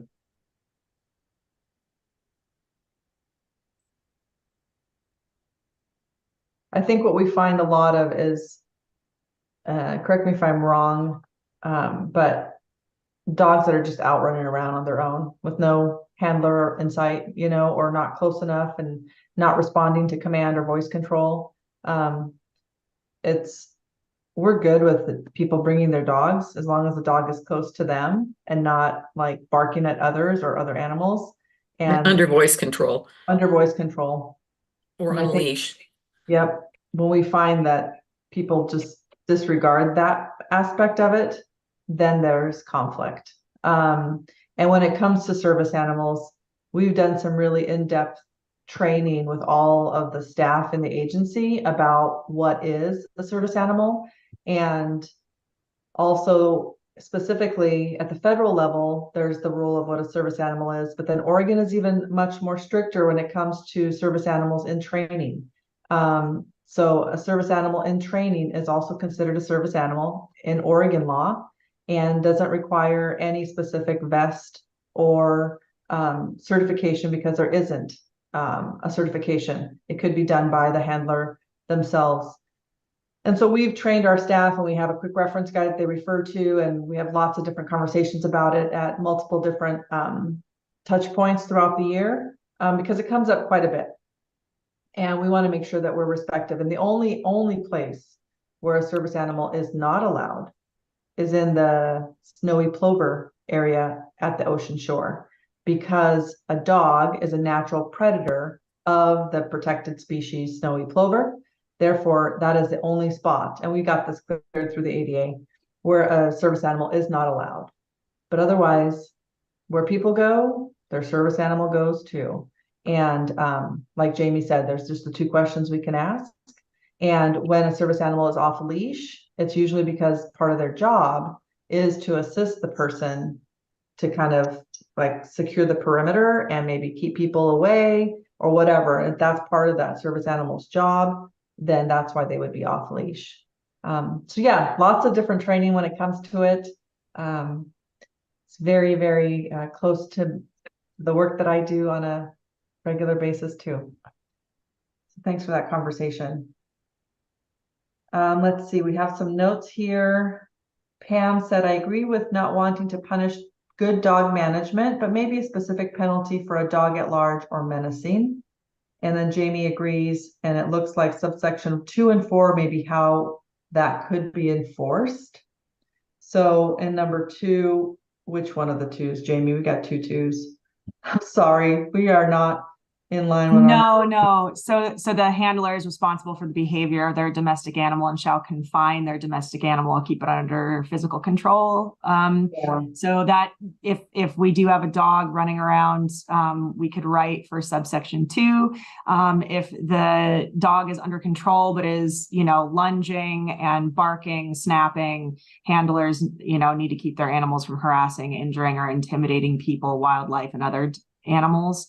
And so I think that we have the OARs to address rule enforcement for the behavior, and that we may not need to do something specific to, addressing a dog that's at large, if that makes sense. Yeah, makes sense. Okay. And then we will work to kind of clean up this language here so that's more reflective of service animal. Sound good? Is there something that we could put in there about like as written in, so that like, staff, if they want to get into the specificities and we don't want to put it here because things could change over time, we know what resource to go to? Good point. Yep. I'll include that in there with OAR. All right. Ready to move on? Oh, Steve. Sorry, I know we're trying to move through there. No, it's fine. I saw the section that said about the swim areas. Animals right now, I have that at our parks. Where's that at? Right there. B, designated swim areas and their adjacent beaches. Is that referring to they should not be animals in general? But we are allowing for other animals that are, mini horses or have been proven to be animals to help out people. Does that make sense? Yeah. So Okay. no, only service animals are allowed in designated swim areas and their adjacent beaches. And yeah. All right. Yeah, I just wanted to go. make sure on that one. I think that refers to like a federal law. Is that right? Is where we get that from? I just wanted to make sure. About not allowing domestic animals in swim areas? Designated swim areas. Yeah, that's pretty much a federal law that I think just jumped onto, I believe. Yeah, Katie's got it. Okay, good. Never mind. No worries. We can move on. All right, so livestock and farming. Again, one is the same, so I won't repeat that language. 2, a person may not harass livestock or interfere with permitted farming activities or facilities, including fencing at park properties. 3, a person may conduct farming activities at park properties only with written permission of the park manager or designated park employee. 4, a person may only have livestock on trails, campsites, and portions of the park property where livestock are allowed. Unauthorized livestock in a park property is not allowed. Everyone good with this? So livestock in a campground, in a campsite, is that happen? Is that a thing, really? Yes. I mean, we've actually got, horse camping loops that are designated to that. I would prefer them to probably be in those loops. That would make more sense than a regular campsite. Or if it's really hot over here every once in a while, above 100 degrees, I'll have people drag their horses down to like a boat ramp so they can get their horses water to take care of them and cool them down. If they're, power's out, water's not available, that kind of stuff. And you'll see a lot of people bring alpacas, llamas, goats. We have a nearby resident that loves to walk their goats at Lateral. Do we need a definition of livestock? We don't have one. Yeah. I think that would help me out because I'm picturing, somebody with permission of farming or grazing, bringing their cows into my campsite kind of thing. And some of this rule was written because we have places where we have leases for farming that are near or connected to a park property. So Yeah, well, mission. it's permission, but it's not really within a campground, but it's near a campsite or campground. Yeah, like Kim said, well, I'm at Mission. And yeah, we'll double check and cross-reference definition on that one. Okay, so 1044. Do we feel like we're going too fast, or can I continue the speed to see how we get to 1050? Does that sound okay? Sure. All right, so visitor conduct. A is the same, except we added language on peace officers may cite for criminal trespass in the second degree, a Class C misdemeanor.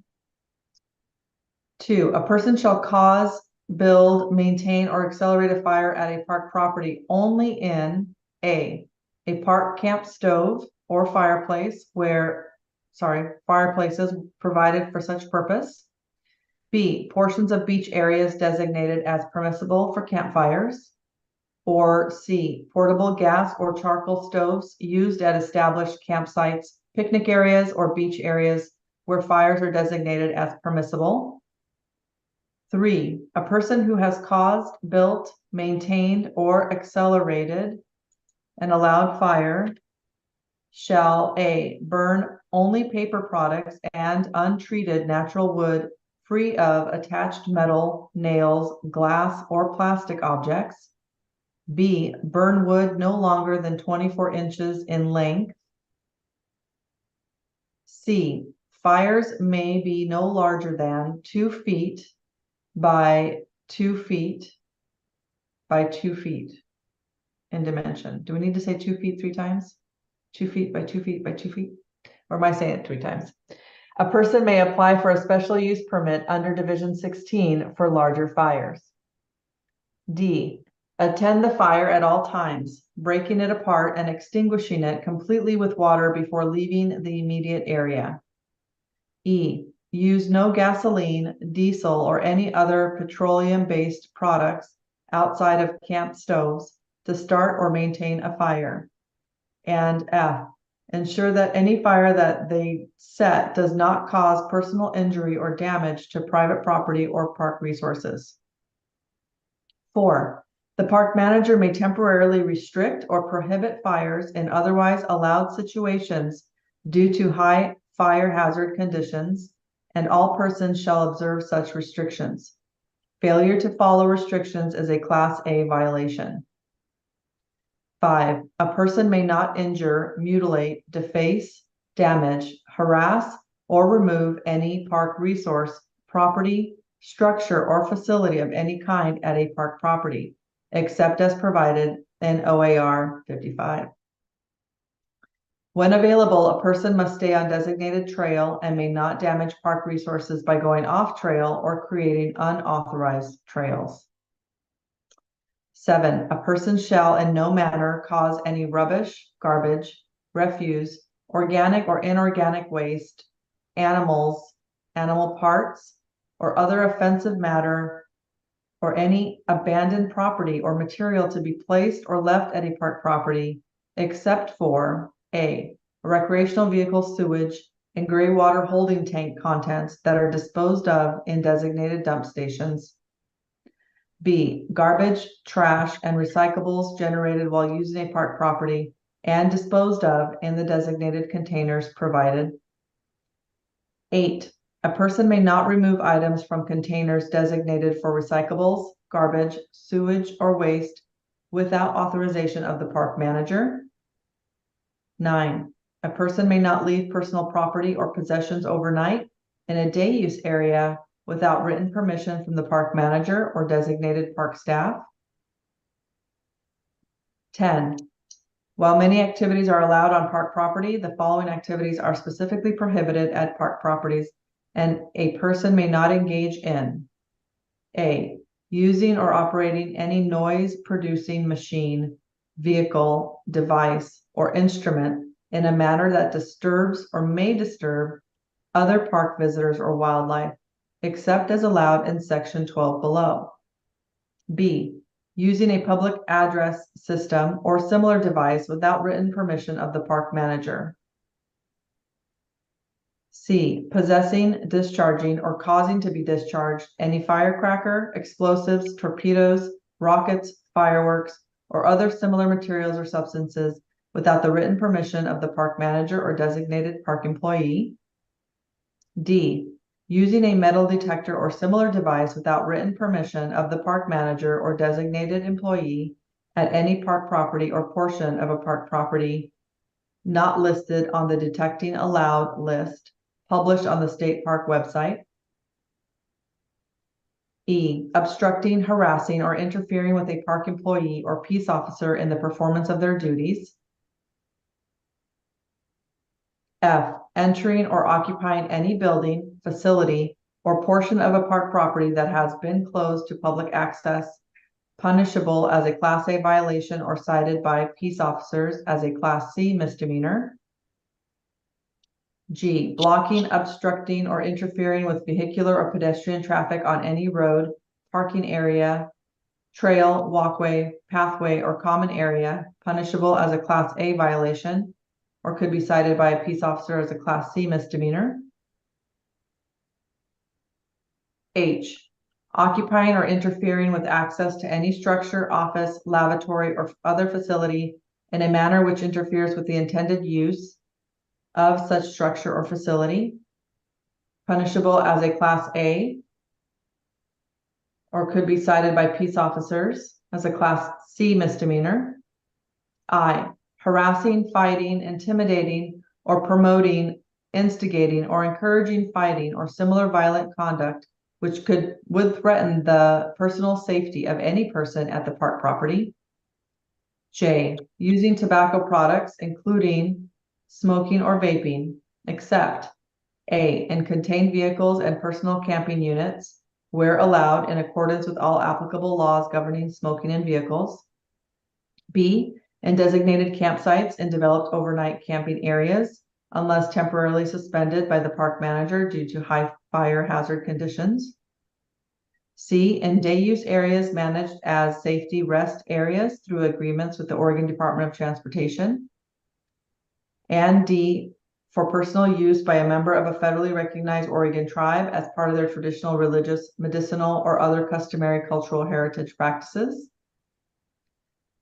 K, activities or conduct which constitutes a public nuisance or hazard.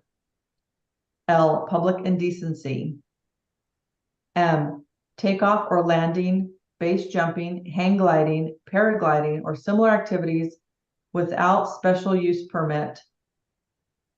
N, discharging any firearm, bow and arrow, slingshot, pellet gun, or other weapon capable of injuring humans or wildlife or damaging property, except at those park properties, locations, and for those purposes specified in OAR 55, Section 8. O, placing a sign, memorial, marker, or inscription of any kind, except in designated areas within a park property, without written permission from the park manager. 11, a person may only distribute circulars, notices, leaflets, pamphlets, or written or printed information of any kind within a park property after they have first obtained permission from the park manager and reported their name, address, and number of leaflets to be distributed. 12, a person must obtain a special use permit from the department for any activity or use as described in OAR 5, including but not limited to an activity or use within a park property that A, is an organized group activity outside average recreational use for a park property attended by over 50 people. B, uses a portion of a park property to the exclusion of other persons or the department. C, modifies or embellishes the park property or places structures such as tents, chairs, arches, and similar structures on the park property in a manner outside of normal recreational use as determined by the park manager or law or enforcement officer.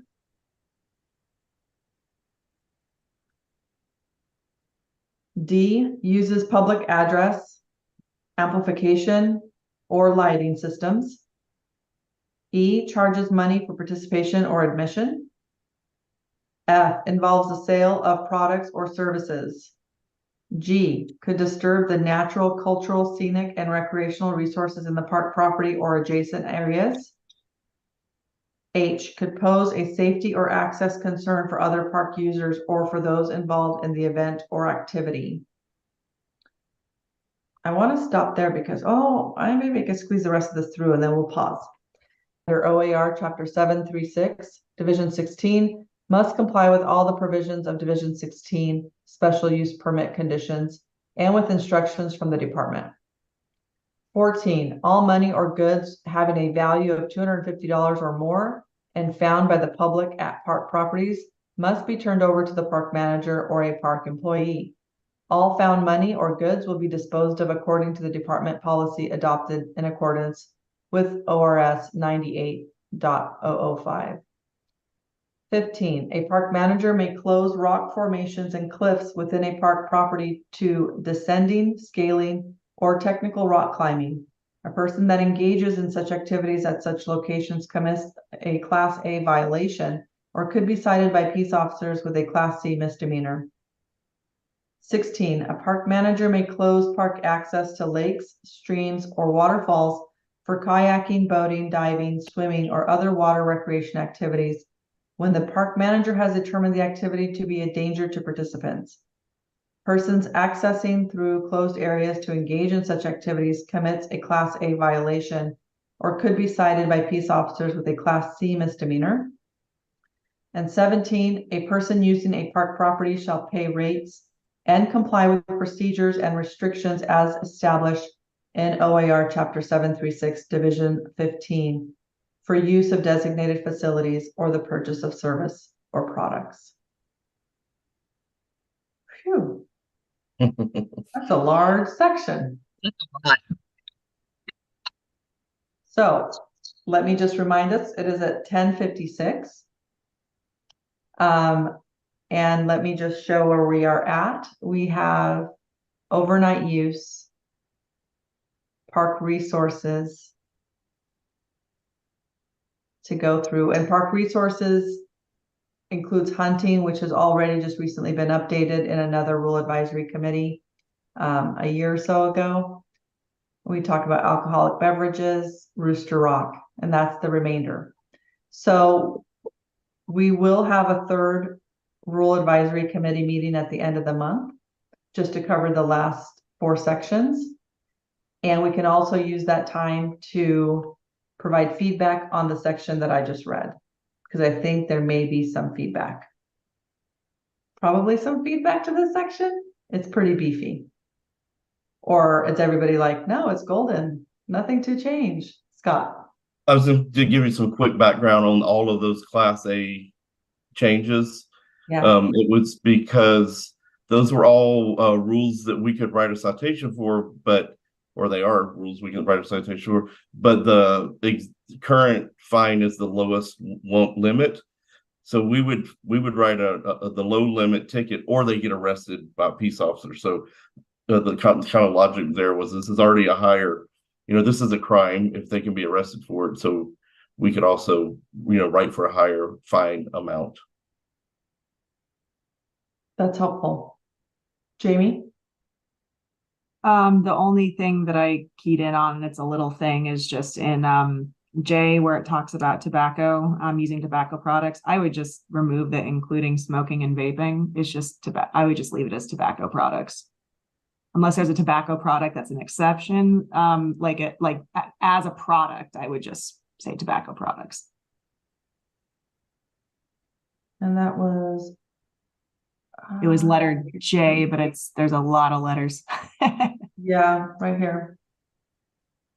Yeah. Okay, that makes sense. Yeah. Kim? Okay, my little grammar Nazi head has a couple of things here. Under number 3. Okay, it's up at the very top. Mm-hmm. Keep going. There you go. Okay. Yeah, you got accelerated. Okay. Under a little further under that. Well, okay. So a person who has caused, built, or maintained or accelerated an allowed fire shall and then you have a list of things, and they're all consistent: burn, attend, use, ensure, except one of them starts with fires. Item C. Uh-huh. So we need to rephrase that. So it is parallel phrasing.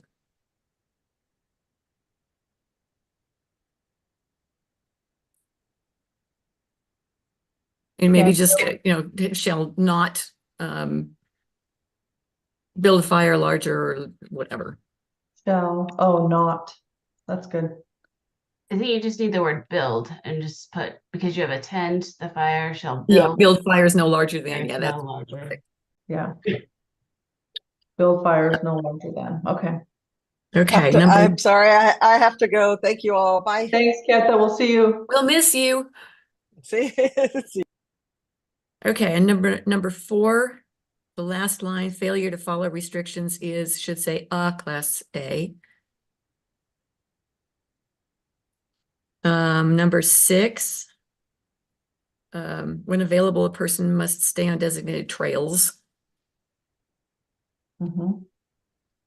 And I think there's only one more.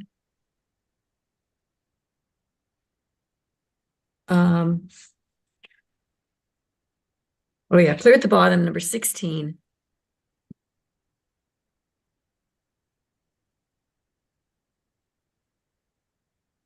Last sentence, persons accessing through closed areas to engage in such activities commit. Persons don't commit. Perfect. It- Perfect. Excellent. All right. It's anal, sorry. No, I appreciate it. We want to make sure the language is clear. I want to thank everyone. I think we were going to get to a couple of more slides, but we'll just push that off for the next Rule Advisory Committee to be held at the end of the month. Again, it will be 2 hours from, I'll send that out. I don't have it at the top of my head, but I want to thank all of you for taking the time to be with us today, and more information to come on the next meeting. Thank you all and have a great rest of your week. Thank you all, this was fun.